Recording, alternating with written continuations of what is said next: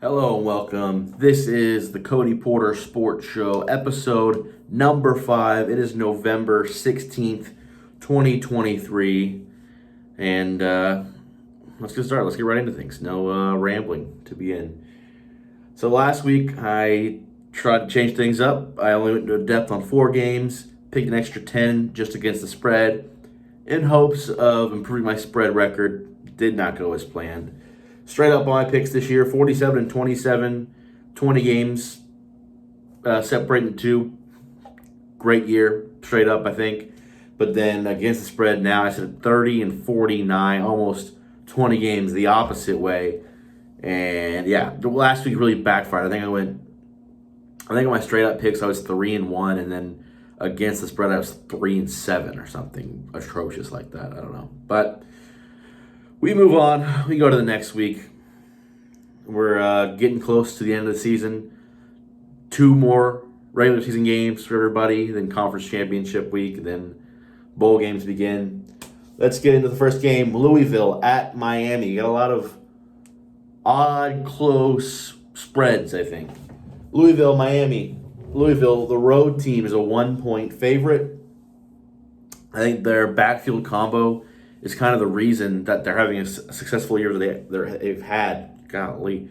Ranked 10th in the last CFP poll, or I don't even know if you call it a poll. It's a combination of picks. I don't know. The committee makes it. I don't think it's a poll, technically. But they're ranked 10th. They're having a great year. Jawar Jordan, Isaac Garendo, 1,500 total yards, 18 touchdowns on the ground. They are having a fantastic year and really leading the charge on the Louisville offense. And then they rely on Jack Plummer, the experienced quarterback, 2,400 yards, 16 touchdowns, does have 9 picks, but has a 65.5% completion percentage. He's having a solid year, leading the team, getting the job done when he needs to for the most part. And then for Miami, Tyler Van Dyke is back. He was benched in favor of the backup going into the Florida State game. Backup gets injured. Tyler Van Dyke is back in. The reason he got benched, 3 of his last 4 games had a QBR under 40. And if you don't know what QBR is, quarterback rating, 50 is average. In 3 of 4 games, his QBR was below average. So not great, and he's back in the lineup for Miami. Louisville's defense, 16th in yards allowed, 12th in points allowed. And I think the biggest difference in this game, turnover differential. Miami, -5, which means they've lost the ball 5 more times than they've taken it away. Louisville, +6, taking it away 6 more times than they've given it away.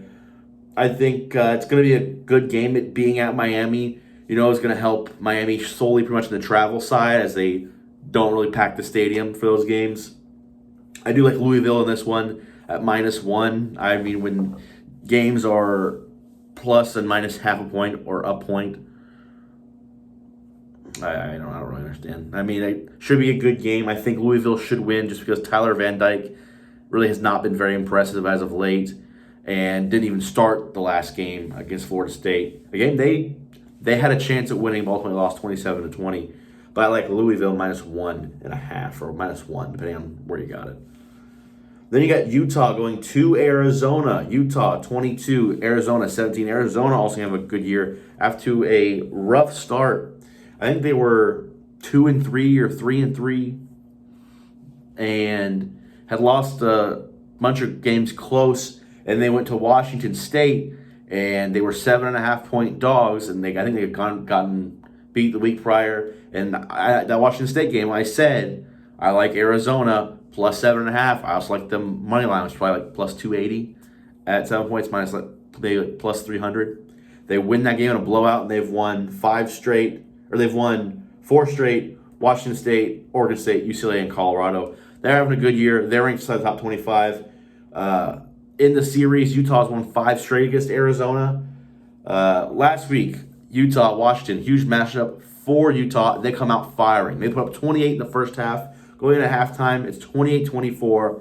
The final ends up being 35-28. They scored nothing in the second half. Let's look. They had 6 possessions in the second half, Utah did. If they score on any of them, a touchdown, it gets to overtime, at the very least. 6 possessions, second half. 3 and out, interception, safety, 3 and out, interception.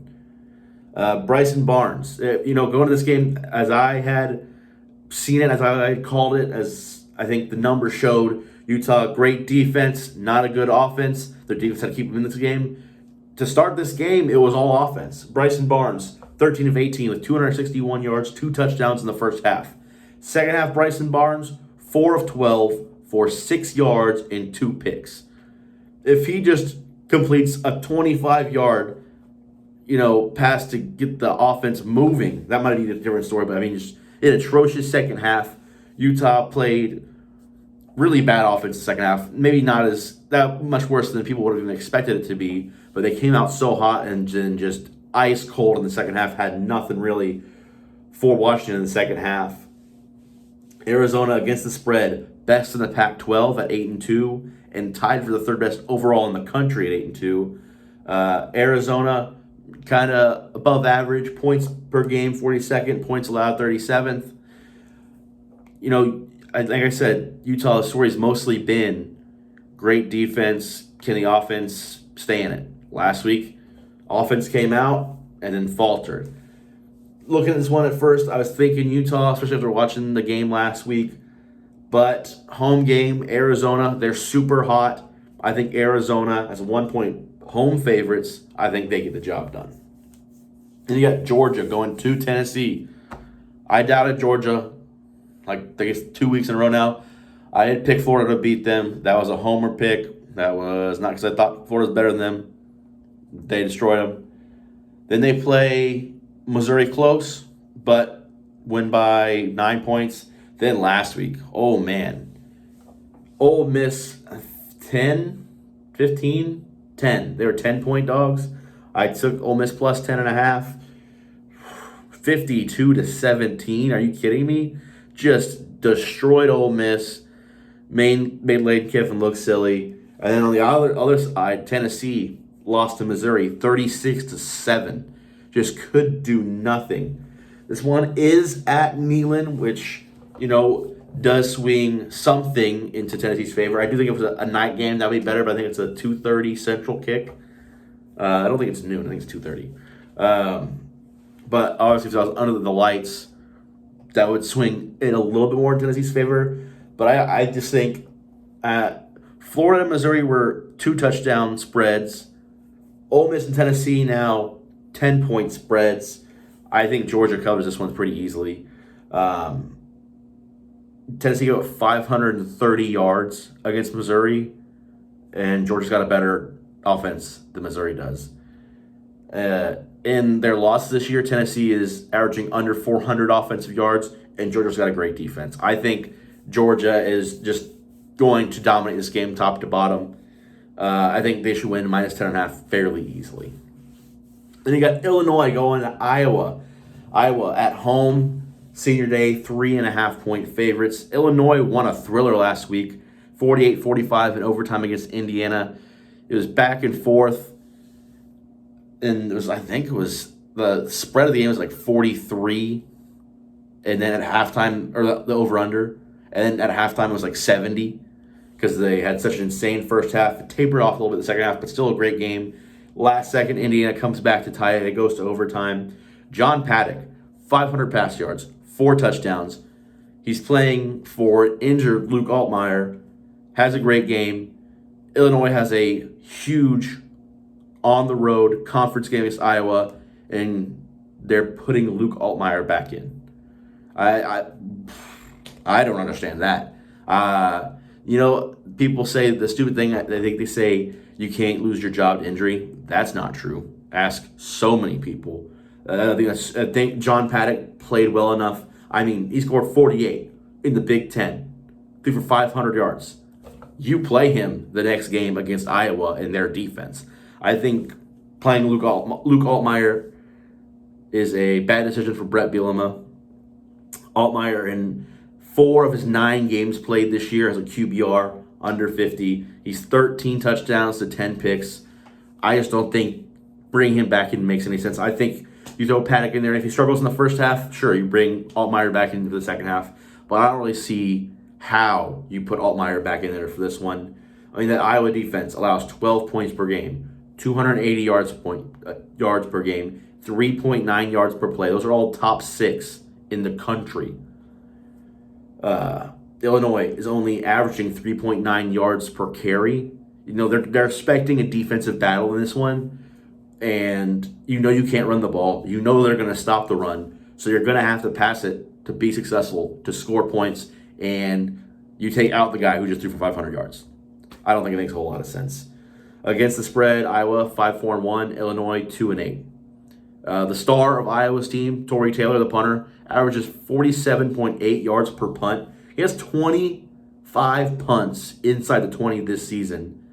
He has 10,000 career punt yards. That's 13th all time. 10,000. I think it's 12,000. It's over 10,000 punt yards. 25 punts this season with, honestly, probably 4 more games to play. They got these 2 regular season games. They're probably going to the Big Ten title game to get blown out by whoever they play, and then a bowl game. I mean, Tory Taylor is an insane player, and he happens to be the punter for a team that doesn't score any points. So it kind of makes sense. I like Iowa in this one, -3.5. Also, I like the under 30.5. I think the under's hit in 3 straight Iowa games. It was at like 32.5, 30.5, 27.5. It's at 30.5. I have no reason to believe this one is going to go over. Then UNC at Clemson. This one's interesting because Clemson started as 11.5-point favorites. It's come all the way down to 6.5 points. North Carolina is the ranked team. Clemson, 7th ranked pass defense. UNC, 8th ranked pass offense. Clemson, they're trying to build things back here. After just a rough season in general, they're trying to build things back. Lost back-to-back games. Miami, NC State. Now have won back-to-back games. Notre Dame, Georgia Tech. They're trying to get back on track. I think the biggest, not concern, but the biggest letdown of the season, obviously Cade Klubnik hasn't played amazing, but Will Shipley, he has less than 600 yards. He's only carried the ball 123 times, and he has 4 touchdowns. He's supposed to be one of the best backs in the country. I would think by now he'd be at 150 or 160 carries, maybe even more. If he's averaging 20 a game, he's only played 9 games. He hasn't played 10. He'd be like 180 carries. He's at 123. I don't see how. Obviously, he hasn't played great when he's ran the ball, but I just don't know if 123 carries is enough for him to do what he needs to do. Then for UNC, double overtime win against Duke last week. They were big favorites. Duke was without Riley Leonard. They played with their 3rd string quarterback the entire time, and it took double overtime. UNC is a good offensive team. They've had really high highs this year, and then, their 2 losses are to Georgia Tech and Virginia. Virginia, very bad team. Not a good football team. UNC really up and down. Clemson's fighting back. Originally, I was leaning Clemson, but I don't think I am anymore just because I think Drake May will overcome that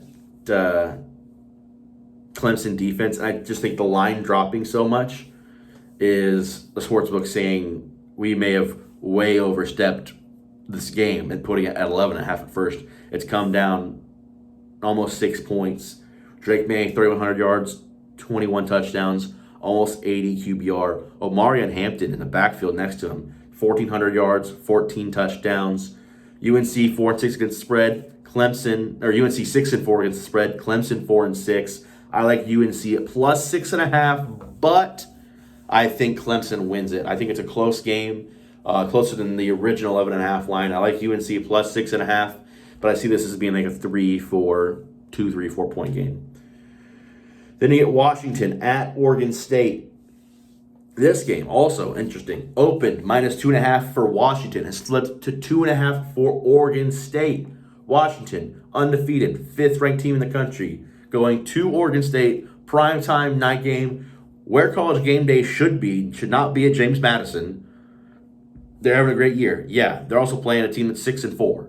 And why are they not in Corvallis for Oregon State, Washington, primetime? This game, I think it's going to be electric. I'm surprised the books have swung all the way to Oregon State. A lot of, media hype has been going down and down on Washington and up for Oregon. I think most people think what will play out as you see Washington undefeated, Oregon with 1 loss, in the Pac-12 title game with Oregon winning, and that just springboarding Oregon over Washington. Because everyone seems to think that Oregon is the clearly better team. And Washington, 5th ranked scoring offense. We know they're great on offense. Oregon State, 15th. They're also very good. Defensively, Washington 50th, Oregon State 32nd. Dylan Johnson in the backfield of Washington. Last 2 games, 360 yards, 5 touchdowns. Obviously, we know about Michael Penix Jr. having a fantastic season. But DJ Uyunglele, 2,300 yards, 26 touchdowns, just 4 picks. Damian Martinez next to him in the backfield, over 1,000 yards, 7 touchdowns, 6.6 yards per carry. Then this stat, I was trying to figure out, why things were the way they were spread-wise, why people think Oregon State should win this game if their spread is in their favor. And it was a stat I wasn't thinking of, but when I saw it, jumped off the screen at me. Oregon State is 4th in the country in sacks. They have sacked their quarterback 36 times. They also have the most total sack yards on those. Washington is 122nd in sacks with 13. 122nd. I think there are 130 teams. So that's not great. So I think that could be one of the reasons. But when it's all said and done, I just like Michael Penix too much. I've watched 2 full Washington games this season, and the Washington offense is so much fun to watch. Dylan Johnson's had a great couple games. He's had a decent season. He can run the ball well. But the way they call plays for Michael Penix Jr., it is throw a deep ball 25 yards downfield, because for some reason, there's always one-on-ones down the field, and Penix is going to put it there and make it a catchable ball. He only has, 7 interceptions, so he's not putting the ball in harm's way. He's putting up for his receiver to be able to make a great play, and they are just a fun offense to watch. I like Washington plus 2.5. I also kind of like the over 63.5 just because, Pac-12 games are incredibly high scoring, especially this year. I like Washington plus 2.5, and I like them to win the game. I think it will be great. I think it will be a game of the weekend. I think it might be a game of the year candidate. I think it's going to be a fantastic game in Corvallis. I think the crowd will be crazy. That's it for my picks. The next thing I'll look at today, Heisman odds. And I don't think the front runner should be the front runner. I think just statistically, the numbers say who should win, but the team record and how the team is doing plays a big factor in it. Bo Nix is the favorite to win the Heisman, plus 110. He's got 3,200 total yards, 29 touchdowns to just 2 picks. That's a great ratio, and 5 rushing touchdowns. Jaden Daniels, second at plus 320, so pretty significant jump there. 3,100 passing yards, 30 touchdowns, 4 picks, 918 rushing yards, and 8 touchdowns. Michael Penix Jr. third at plus 380, 3,500 yards, 28 touchdowns, 7 picks, 2 rushing touchdowns. Marvin Harrison Jr. plus 475, 59 catches, 1,000 yards, 12 touchdowns. I don't really even understand how Marvin Harrison is 4th. He's having a good year. Even a great year for a receiver, but he is not having a year that is Heisman worthy of a receiver. Only 3 wide receivers have ever won a Heisman. Devontae Smith being the last one. His stats when he won it, 117 catches, nearly double the amount. 1,856 yards, 23 touchdowns, almost double the amount of touchdowns. And yes, Marvin Harrison Jr. has 2 more games, but he has not had the year to show that he's a receiver that should be winning the Heisman. I don't think it's even close. But the person who I think should be favored to win the Heisman is Jaden Daniels, who should win the Heisman if you were picking today. He has 100 less passing yards than Bo Nix, 1 more touchdown, 2 more interceptions. He has 918 rushing yards and 8 rushing touchdowns. He is the most dynamic player out playing, and I think the reason he's not the lead favorite to win the Heisman is because his team has 3 losses. Bo Nix on a 1-loss team who's ranked 6th in the CFP, who everyone thinks has a very, very good chance of going to the CFP, whereas LSU ain't. So I think it's the record has a big thing to do with it when it shouldn't. It should just be who's the best player. I think it's Jaden Daniels without a doubt, because you throw another quarterback in there And you can see how many more losses LSU has because their defense is so bad. But Bo Nix, Jaden Daniels, Michael Penix Jr., Marvin Harrison Jr., that's the top 4. After that, you're going to get like plus 3,000 odds. Just not going to happen. But I do think Daniels should win it. Will he? Time will tell. 2 more games, and I think they count conference title games in Heisman voting. I think. So that could also help Bo Nix in case he gets an extra game. So let's recap my picks for the week and we'll get out of here. I got Louisville on the road, -1. I got Arizona at home, -1 over Utah. I got Georgia, -10.5 on the road at Tennessee. I got Iowa at home, -3.5, and I like the under, -30.5 as well. North Carolina at Clemson. I like UNC +6.5, but I like Clemson to win. Then Washington at Oregon State. I like Washington +2.5 and to win the game. I also think the over is a good bet. Those are my picks. That was episode 5, the Cody Porter Sports Show. Thanks for watching. Thanks for listening. Come back next week. See you then.